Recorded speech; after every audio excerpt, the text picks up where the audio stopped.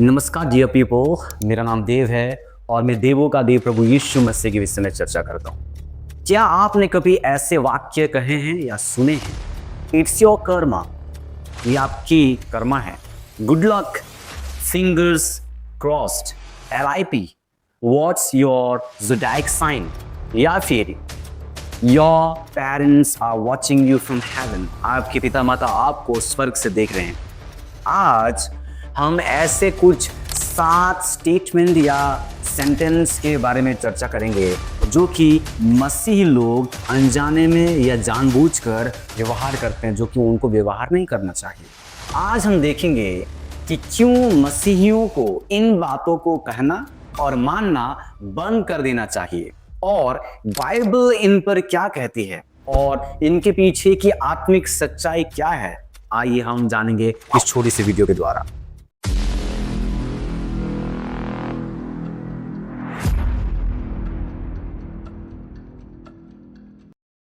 कई बार लोग it's your Karma, ये तुम्हारा कर्म है, इस प्रकार के बातों को यूज करते हैं। फॉर एग्जाम्पल, कोई व्यक्ति एक दुखी व्यक्ति को बोलता है सब तुम्हारा कर्मों का फल है, परंतु इसका अगर हम मीनिंग और कॉन्टेक्स्ट को देखेंगे तो ये विचार हिंदू और बौद्ध धर्म से आता है। लोग मानते हैं कि जीवन में जो होता है वो पिछले जन्म के कर्मों का फल है, परंतु बाइबल हमें क्या सिखाती है?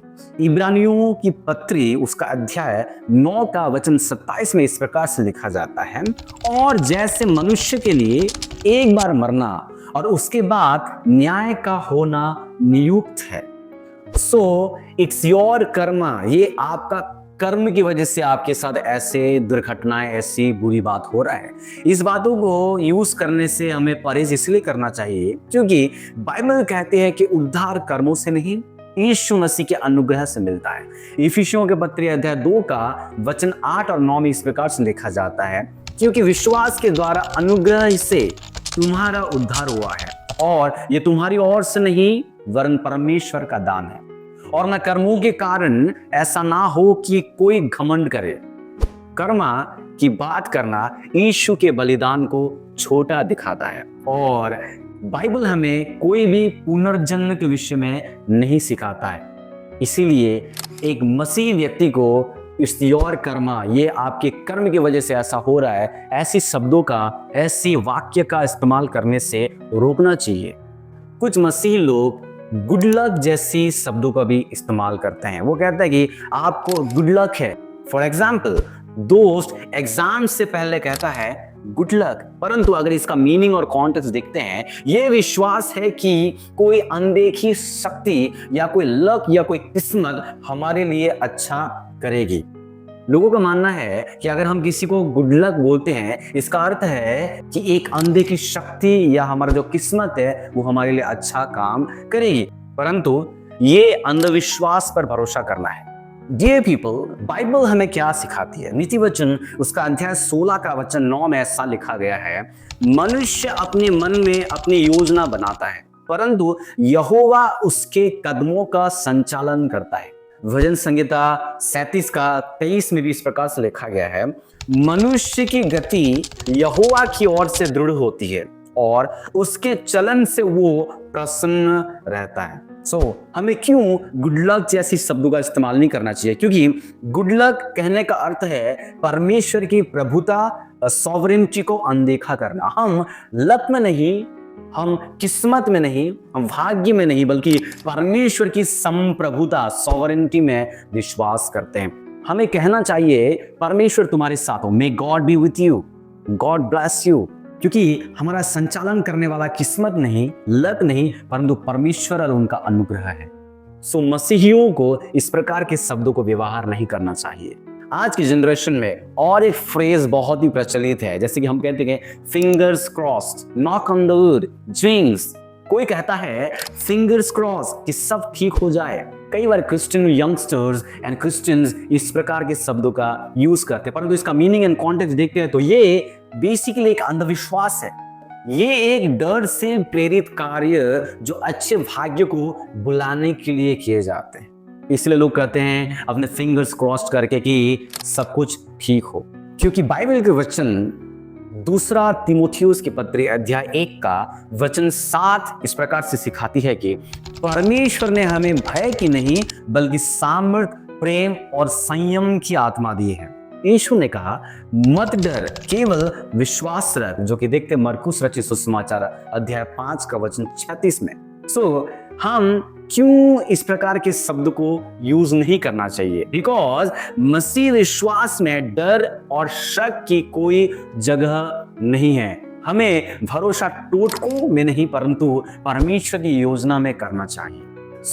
फिंगर्स क्रॉस जैसे शब्दों का यूज एक अंधविश्वास को दिखाता है जो कि कई सारा मसीह लोग भी करते हैं। Whereas we should not practice it. आजकल एक चौथा मोस्ट पॉपुलर फ्रेज यूज किया जाता है सोशल मीडिया में, RIP, रेस्ट इन पीस, आपकी आत्मा को शांति मिले। हम देखते हैं सोशल मीडिया पोस्ट पर कोई RIP लिखता है अगर उनका कोई जान पहचान के व्यक्ति का देहांत हो जाता है, अगर कोई सेलिब्रिटी का डेथ हो जाता है, तो कई सारे यंगस्टर्स उनकी फोटो को अपने व्हाट्सएप स्टेटस में या फेसबुक पोस्ट में लगाकर लिखते हैं RIP, रेस्ट इन पीस। परंतु इसका मीनिंग एंड कॉन्टेक्स्ट को जब हम देखते हैं, यह एक रोमन परंपरा, एक कैथोलिक विश्वास से आया है जो पुर्गाटरी यानी मध्य की स्थिति मानता है। लेकिन बाइबल में ऐसा कोई स्थान नहीं है। लोगों का मानना है कि एक व्यक्ति के मरने के बाद भी हम उसके लिए प्रार्थना कर सकते हैं, उसके शांति के लिए।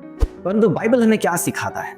इब्रानियों के पत्री अध्याय 9 का वचन 27 में लिखा जाता है मनुष्यों के लिए एक बार मरना और उसके बाद न्याय ठहराया गया है।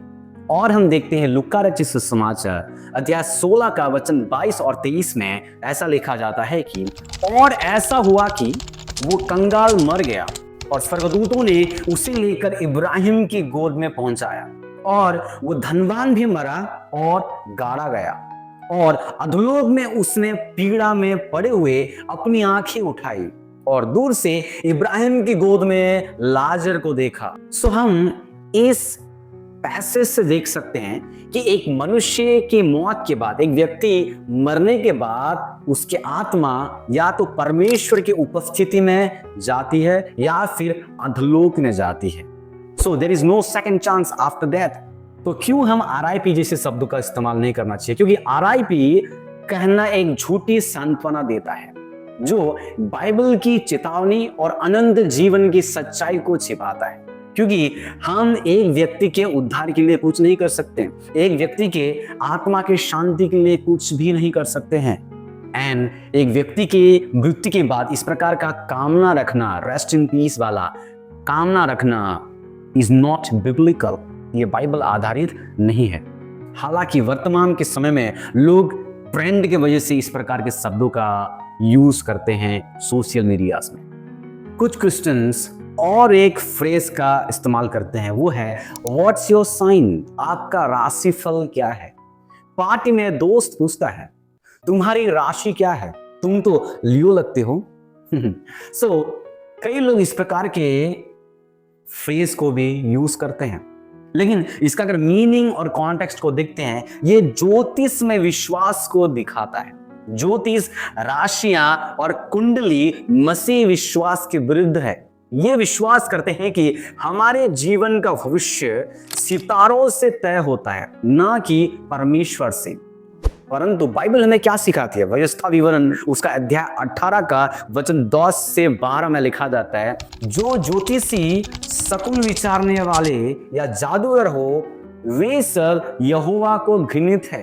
यिर्मयाह का अध्याय 10 वचन 2 में लिखा जाता है आकाश के चिन्हों से मत डरो।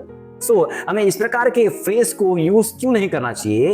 राशियों पर विश्वास परमेश्वर की अगुवाई को नकारता है। ये आत्मिक रूप से खतरनाक है। हमारा भविष्य सितारे और तारे नहीं बल्कि परमेश्वर तय करते हैं। Christians, if you are using and believing this kind of concept, you should stop believing from now. WhatsApp and social media के जमाने में और एक फ्रेज हम क्रिश्चियंस बहुत यूज करते हैं, that is I will pray for you, और प्रेइंग, मैं तुम्हारे लिए प्रार्थना करूंगा, मैं प्रार्थना कर रहा हूं। कोई कहता है मैं तुम्हारे लिए प्रार्थना करूंगा, लेकिन भूल जाता है। कई बार अगर कोई व्यक्ति व्हाट्सएप में कोई मैसेज देता है, प्रेयर रिक्वेस्ट देता है, तो हम इमीडिएटली देख के रेस्पॉन्ड करते हैं प्रेइंग बोल के। भाई प्रेइंग का मतलब होता है प्रार्थना कर रहा हूं, पर क्या आप सच में पहले से जानते थे कि उस व्यक्ति का प्रॉब्लम क्या है? So don't do such stuff. क्योंकि ये वाक्य अच्छा है, ये बोलना अच्छा है कि आई एम प्रेइंग और आई प्रेड, लेकिन बिना प्रार्थना किए इसे कहना झूठ है। अगर हम बाइबल देखते हैं, हम देखते हैं बाइबल हमें सिखाती है, याकूब का अध्याय 5 और वचन 16 में ऐसा लिखा जाता है, धर्मी जन की प्रभावशाली प्रार्थना बहुत कुछ कर सकती है। We know the power and the importance of the prayer। परंतु हम झूठ में इस प्रकार के शब्दों का मिसयूज ना करें। अगर आप कहते हैं मैं प्रार्थना करूंगा तो जरूर करें, वरना मत कहें। ये वादा है, ना कि शिष्टाचार। जो कहो वो करो। यदि बोलें I will pray for you, तो सच में प्रार्थना करें। कुछ क्रिश्चियंस और एक फ्रेज और एक स्टेटमेंट का यूज करते हैं that your parents are watching you from heaven। आपके माता पिता स्वर्ग से आपको देख रहे हैं। किसी की मृत्यु पर कहा जाता है वे ऊपर से तुम्हें देख रहे हैं। कोई फ्रेंड के मौत पे, कोई हस्बैंड या वाइफ के मौत पे, या कोई पेरेंट्स के या रिलेटिव्स के मौत पे। कई बार कुछ क्रिश्चियंस इस प्रकार के शब्दों का यूज करते हैं, लेकिन ये विचार भावनात्मक रूप से आरामदायक तो हो सकता है, लेकिन बाइबल में ऐसा कोई प्रमाण नहीं है कि मृतक हमें देख रहे हैं। क्योंकि बाइबल हमें सिखाते हैं, इब्रानियों के पत्र अध्याय 12 का 1 जिसका लोग मिसकोट करते हैं, वो ये है, इस कारण जबकि गवाहों का ऐसा बड़ा बादल हमको घेरे हुए हैं। गवाहों का बड़ा बादल ये एक उदाहरण है, ये एक्चुअल ऑब्जर्वर्स या दर्शक नहीं है। ऐसा नहीं है कि मृतक लोग हमें ऊपर से देख रहे हैं। It is just an example. Ayyub उसका अध्याय 14 का 21 में भी ऐसा लिखा जाता है, उसके पुत्रों को बड़ाई होती है और ये उसे नहीं सोचता, और उनकी घटी होती है परंतु वो उनका हाल नहीं जानता। मरने वाले को ये भी नहीं पता कि उसके बेटे सम्मान पा रहे हैं या नहीं। So the person who died has no contact with the living people. They are not allowed to have any contact with the living people. So ऐसे शब्दों का, ऐसे फ्रेजेस का इस्तेमाल हम क्रिश्चियंस को क्यों नहीं करना चाहिए? क्योंकि ये झूठी आशा देता है जो लोगों का ध्यान परमेश्वर से हटाकर मरे हुए इंसानों पर केंद्रित कर देता है। मरे हुए लोग हमारे जीवन में हस्तक्षेप नहीं करते, केवल परमेश्वर सर्वज्ञानी और सर्वदर्शी है। सो डियर फ्रेंड्स, अंत में मैं बस इतना बोलूंगा कि कई बार हम इन बातों को अनजाने में बोलते हैं, लेकिन हमें सावधान रहना चाहिए कि हम जो कहें वो परमेश्वर के वचन के अनुसार हो। मसीह जीवन सत्य, विश्वास और आत्मा में होना चाहिए, न कि अंधविश्वास, दुनिया की परंपराओं और भावनात्मक बातों में। यदि ये वीडियो आपके लिए उपयोगी रहा हो तो इसे शेयर करें और दूसरों को भी शिक्षित करें। नीचे कमेंट करें आप इनमें से कौन सी बात पहले मानते थे और अब परमेश्वर के वचन से क्या सीखा। और याद रखिए भजन संहिता 119 का 105 जहां पर लिखा है, तेरा वचन मेरे पांवों के लिए दीपक और मेरे मार्ग के लिए उजियाला है।